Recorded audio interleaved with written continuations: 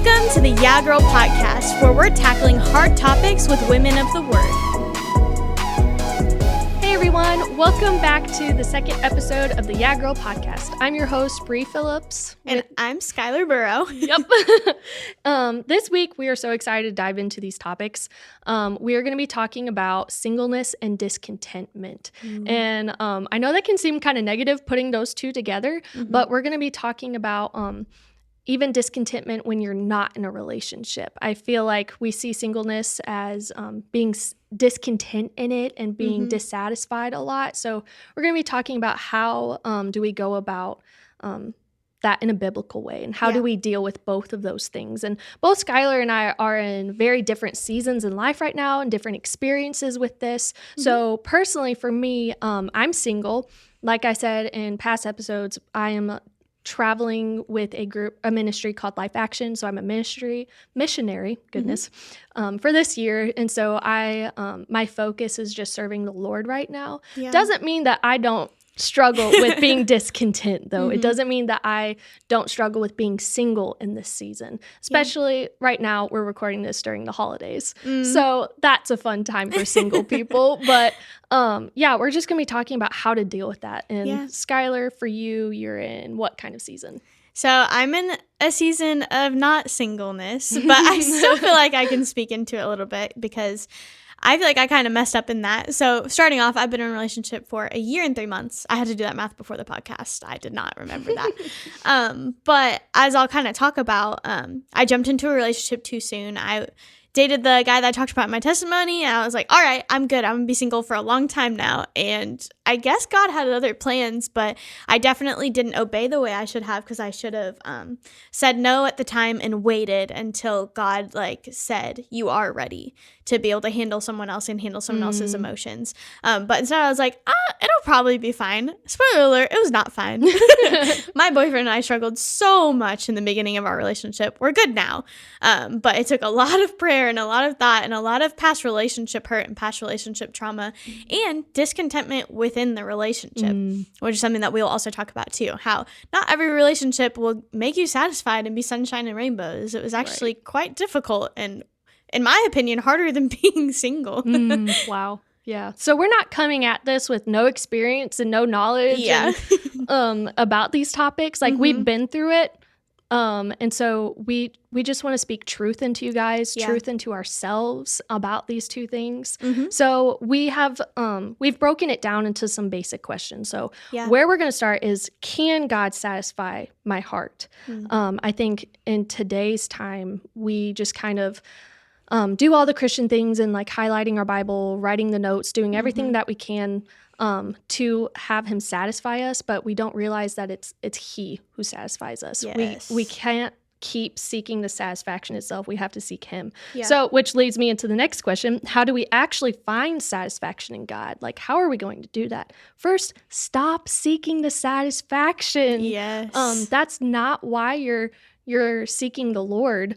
Our feelings about God do not get to dictate the truth about God. And so when we are looking at our circumstances, and whether that be good or bad, that's not who God is, because our feelings are fleeting. They're unreliable, but God is reliable and he is constant, and we can trust him. And so we can't let our feelings get in the way of that. So when we're trying to be satisfied in him, like I said, you're not seeking the satisfaction, you're seeking God himself. So don't let your feelings get in the way.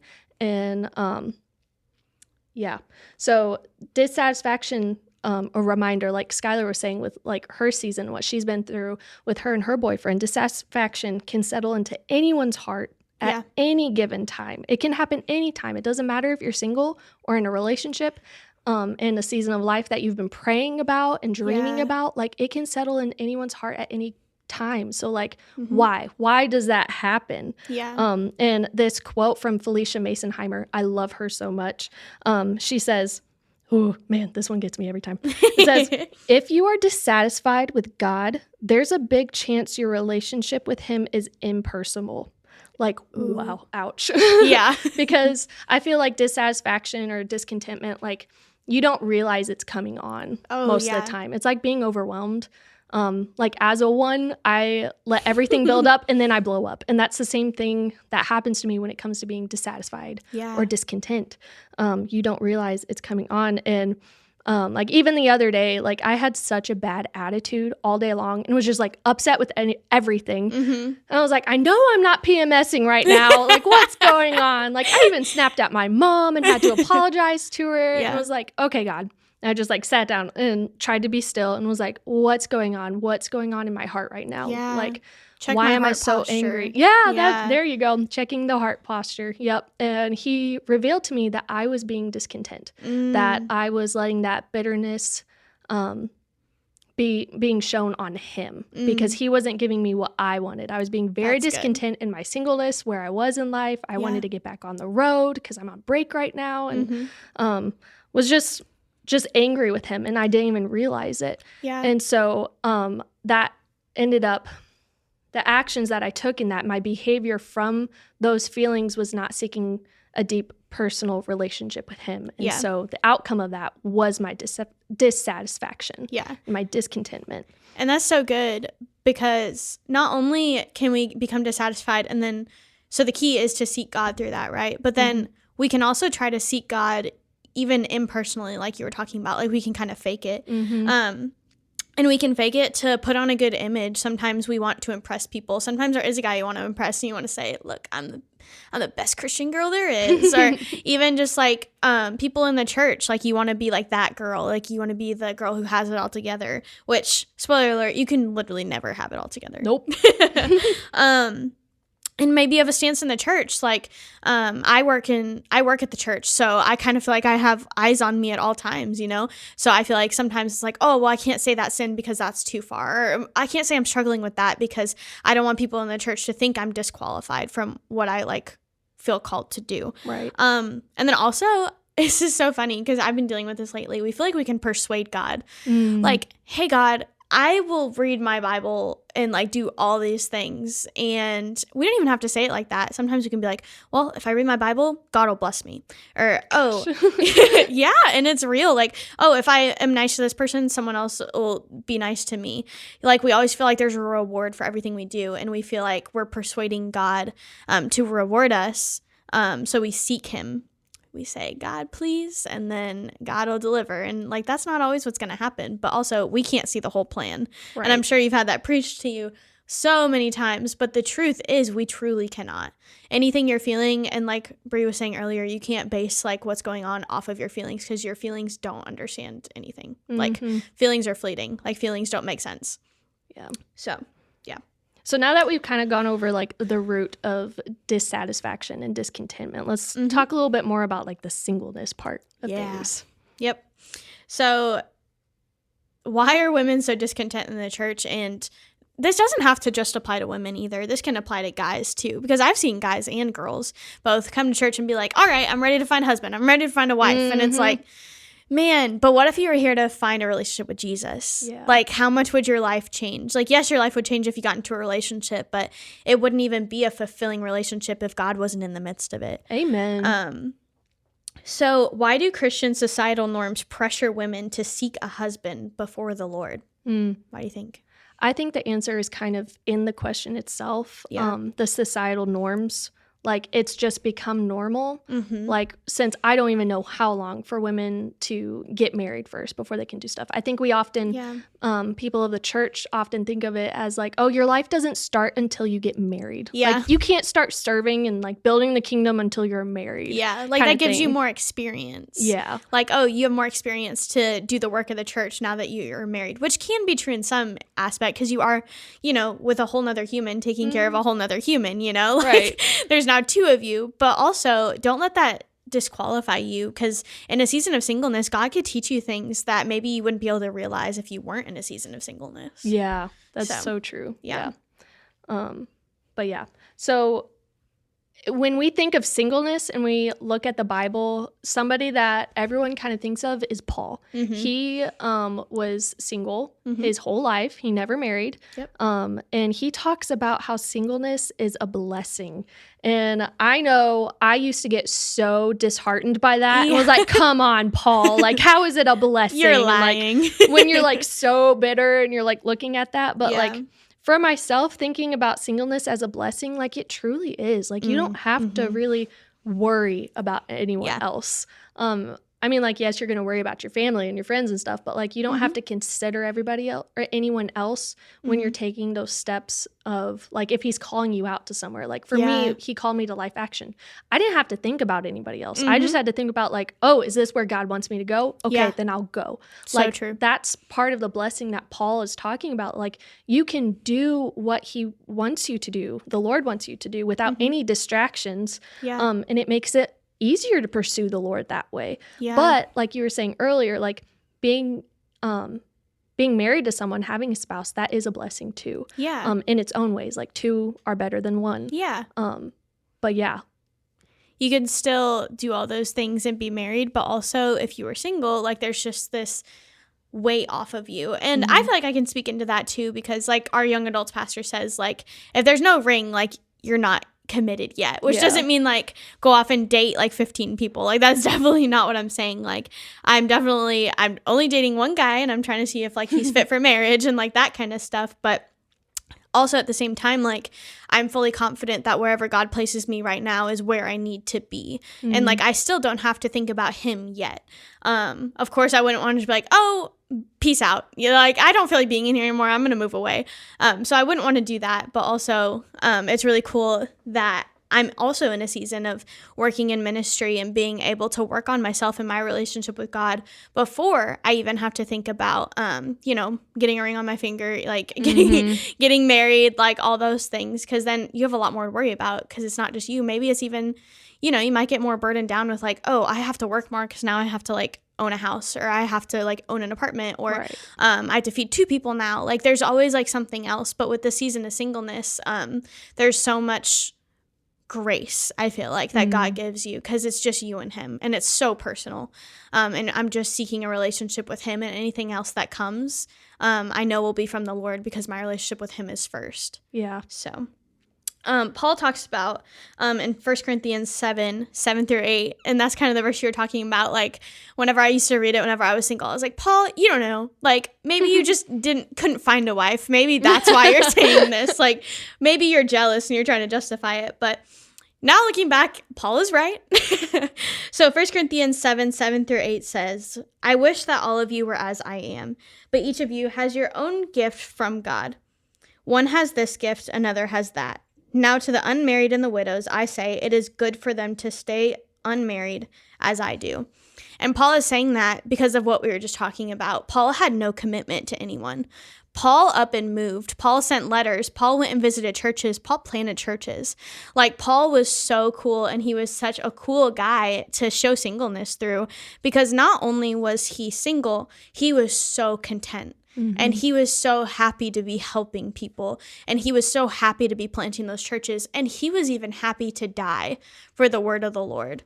Like that is something that even if you're single or not, like we're not always happy and excited to think about persecution from the Lord, right? No. But Paul was like, I have nothing except for God, so if I die because of God, okay. You know? I mean, like, oh my goodness, we take Philippians 4:13 out of context all the time. So it's the one that says, I can do all things through Christ who strengthens me. Yeah. Paul was in jail at that time. Yeah. And the strength that he's talking about is from the Lord. Yeah. Like that is strength. That is satisfaction in him. That is contentment in him. And knowing that it is a peace knowing that God is with you no matter what. Yeah. It's a peace that's not coming from your circumstances, but it's solely from the Lord. Yeah. And so that's what he's talking about there. And I felt like that kind of tied in with that. Yeah, because like Paul knows what he's talking about. Definitely. Otherwise it wouldn't be in the Bible. Yeah. God would not have inspired him to write it down. Yeah. And so we have to remember that. And that strength, that contentment is coming from God himself.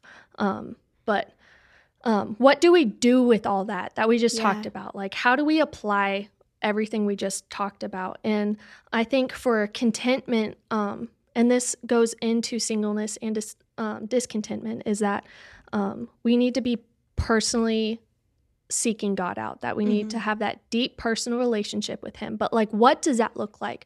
So there's 4 points that, I mean, I'm a bullet point person. It helps me remember things better. Yeah. So number 1, seek out his character, get to know him, like study his character in the word through the Old Testament and the New Testament, who God is, the characteristics of Jesus. They're 3 in 1, but like get to know who he is. Yeah. And an analogy that I give in children's ministry all the time, I don't know where I learned it from, but it's like, if you have a best friend, you're going to be spending a lot of time with them. You're going to know their favorite color. You're going to know their little sayings, their favorite TV show, all these little things. And you can anticipate how they'll react to things. And you'll know what their voice sounds like. And it is the same thing with our Father. We need to be spending time with him, not just in his word, but in prayer too.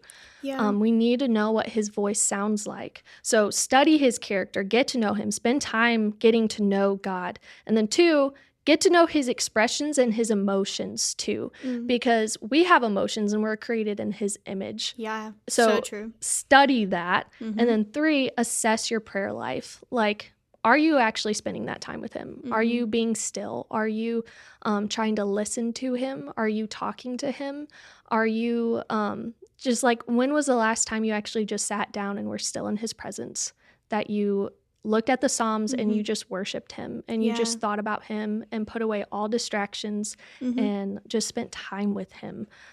So assess your prayer life. Like, how are you talking to him? How much are you talking to him? And then finally, keep your eyes open to watch God work. You need to be expectant to see him work, because he is a mighty God. He is so vast, and we need to have an understanding of how big he is. Like, we're never going to fully understand, but expect him to move and expect to see him move. Yeah, exactly. Don't put him in a box. Like, keep your eyes open to that. So, yeah. And I think going off of that too, I think it's easy to become dissatisfied in our relationship with God, just as any other relationship, because you know, God isn't sitting across from us at this table with a microphone talking to us about what we should do, or like how we should act, or even like how we should feel. Like, that's not what that relationship looks like. But we try to base our relationship with God off of every other relationship we have. Like, oh, this person helps me. This person got me a gift. This person did this. This person did this. And so we kind of compare God, and it's like, okay, God, what are you doing for me? Whenever in reality, he did everything we needed him to do. Like, he sent his son to die on the cross. Right. And we can become so dissatisfied in our relationship with him if he's not doing exactly what we wanted, even though he knows so much better. It's like whenever you're little and you had like 8 pieces of candy and your parents are like, I'm not going to give you another one. And you're like, I cannot believe my parents just betrayed me like this. That's kind of how we feel with God. Like, hey, God, thank you for all these blessings, but I need this. And God could be like, no, you don't. Or I have something better, or I have something that's more in my will. And you're just like, I can't believe you right now. I'm not going to talk to you for a whole day. Like, we kind of punish him like any other relationship. Like, we get annoyed, you know? Yeah. But we need to really realize that God's relationship isn't like any other relationship. Like, it's kind of a whole different animal. So don't base your heavenly relationship off of your earthly relationships. It should be vice versa. Exactly. It won't even compare. Like, they're so different. And also we kind of watch society and how they deal with relationships too. And it's like, oh, that's how I should be handling my human relationships. And then we handle our human relationships wrong. And then that makes us handle our God relationship wrong. So, yeah. So, we hope that you guys enjoyed that little segment of singleness and discontentment. But what's really cool is we got a question last week that actually goes along with this really well. Yeah. So for our Q&A. So Brea, will you read that for us? Yeah, of course. So our question is, it says, so we aren't supposed to pursue the guy. They are supposed to pursue us. But what if they have no idea we like them? Are we ever allowed to make the first move? This is so good, because I remember the high school, like, sitting in a circle and being like, oh my gosh, I really like this guy, like at church camp or whatever. Like, I wonder if he even knows I exist. I wonder if he notices me. Oh my gosh, this brought me back to a time. And then he looks at you, you make eye contact. Yeah. You're like, oh my gosh, he's in love with me. Oh my gosh, he loves me. This brought me back to a time, actually, where I was at like a weekend church camp, and I was about to get in the shower, and I had a huge crush on one of these church guys, and my friend was dating one of his best friends. So she was like, hey, Skylar, what if I texted my boyfriend and I asked him to ask the guy that you like if he likes you? And I was gosh. Okay. Like, please do that. Like, that sounds great. And then I was about to get in the shower and she did it. And then the guy responded with, no, I do not like her. Oh, no. And I was like, oh, that's okay. And then I got in the shower and cried at church camp. That's so sad. But anyways, all that to say, there is no right or wrong way to do this. There is. Maybe don't do it that way. But if you do it, it's okay. I got an answer. So, But I think that we put too much pressure on ourselves or on another person whenever God already knows exactly what's going to happen. Yeah. So first things first, you need to wonder why the person you like is single in the first place. Get to know them. There might be red flags that you didn't see on the surface. So not saying that everyone who's single is bad, but maybe they just got out of a relationship and they discovered something about themselves that they need to fix. Or maybe they're not in a relationship yet because God is like, no, I'm working on you right now. I would rather you give all your attention to me. And all of that is perfectly okay. And so if you figure out that that's an issue with someone, probably just hold off. Maybe one day, but as for right now, let them get fixed up first for their future spouse. Second, God wired women to want to be pursued, and God wired men to want to pursue. So this will come naturally a lot of the time. And I think that we forget that whenever we get so obsessed with someone. We're because I was obsessed with that guy. I was like, okay, I need my friend to ask him so that then I can know. And if he likes me back, then we can start talking and all that stuff.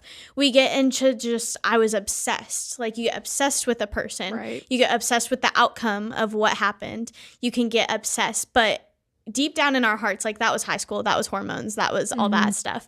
But now that we're older, we need to see that our relationships on earth should perfectly reflect the heavenly relationships, and God chases after us, and he always chases after us.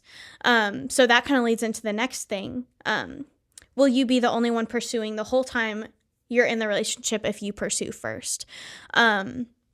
It can be, I've watched so many girls just go through relationships where a guy is just with them to have a girlfriend. And that is so hard. But then I look at the common denominator of the girl pursued the guy. Right. And I'm not saying this is always wrong. It can work. It definitely can. But if the woman starts pursuing and then she keeps pursuing the entire time, the guy feels like he doesn't have to do anything because he already has her wrapped around his finger.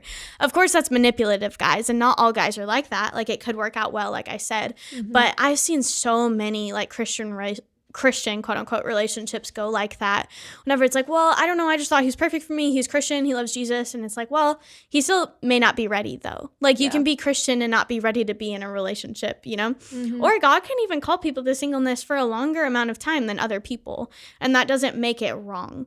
I know some people who are in their 30s and who are still single and they're thriving and doing ministry. And then I know people who got married at 18, 19, right. We're all so different.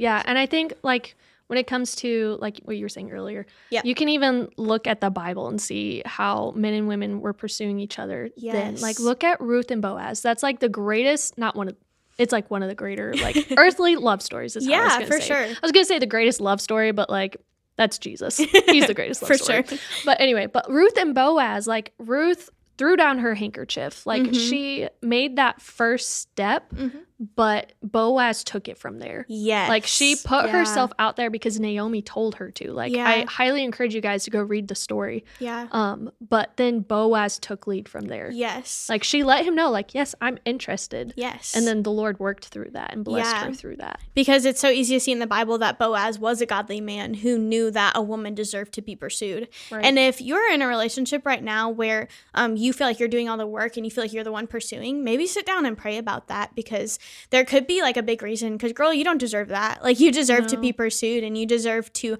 have someone who's just so excited to be with you, and you deserve to have someone who wants to have a relationship just like how God has a relationship with us. They want you and they want to chase you, not chase you in a bad way, in a creepy way, but they want to pursue you. So we can pursue first, but take time to wonder what your heart posture is. And that's kind of the final answer to this question is, what is your heart posture when you are going to pursue a guy? Is your heart posture, I'm single and he's cute? Is your heart posture, I've been praying about this for a really long time and I really just want to see what happens? Because that can be totally okay. But I think sometimes we're like, well, all my friends are in relationships. This dude's single. He's a Christian. Let's go for it. And then if he's not ready, you're going to get your heart broken. Or if he's not ready, you're going to be stuck in a relationship that is not for you. Or if you're not ready. Yeah. Maybe you're the one not ready. That's why you want to be in a relationship. Sometimes wonder why you're seeking a relationship above seeking a relationship with the Lord. Yeah. So, yeah. Yeah, the why is important. I mean, like we just talked about that with contentment is it's why you're seeking the Lord. Yeah. You have to answer that question. Definitely. And why are you seeking for a relationship? Yeah. Like you have to know your motives. Yeah. So we hope you enjoyed this podcast about singleness and discontentment. We're still going to have our Q&A open. We would love to answer any questions or maybe this made you think about something, or maybe it made you bring up another question. Even if it doesn't have to do with the topic, we'll still answer any Q&A questions. So if you want to text YAGIRL, YAGIRL, to 618-224-1216, you will be able to submit a question to our Q&A. But we are so happy that you tuned in with us today, and we really pray that maybe God was able to reveal something in your heart, or he was able to speak to you through what we brought to you today, God's word, and so a little bit of wisdom from women in the word. So we're so happy that you came and joined us, and we will see you next time. Bye. Bye.